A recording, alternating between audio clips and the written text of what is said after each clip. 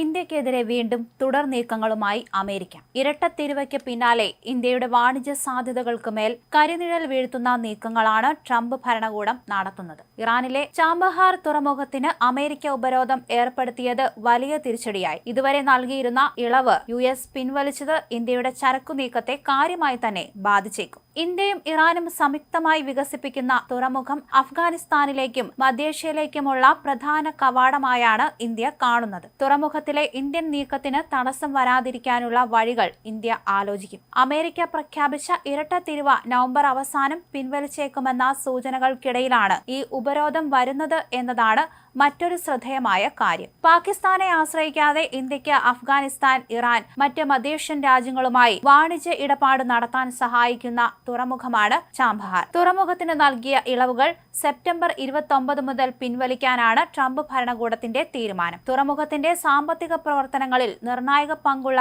ഇന്ത്യക്ക് അത് കനത്ത അടിയാകും. ഇറാനുമേൽ ഉപരോധം കടുപ്പിക്കുന്നതിന്റെ ഭാഗമായിട്ടാണ് ചാബഹാർ തുറമുഖത്തിനും ട്രംപ് ഉപരോധം ഏർപ്പെടുത്തുന്നത്. അമേരിക്ക ഇറാനുമേൽ 2018 ഉപരോധം പ്രഖ്യാപിച്ചപ്പോൾ അതിൽ നിന്ന് തുറമുഖത്തിനെ ഒഴിവാക്കിയിരുന്നു. തുറമുഖത്ത് നിക്ഷേപമുള്ള ഇന്ത്യക്ക് അത് വലിയ ആശ്വാസമായിരുന്നു. ഇറാനിലെ സിസ്താൻ, ബലൂചിസ്ഥാൻ പ്രവിശ്യയിലെ ആഴക്കടൽ തുറമുഖമാണ് ചാബഹാർ.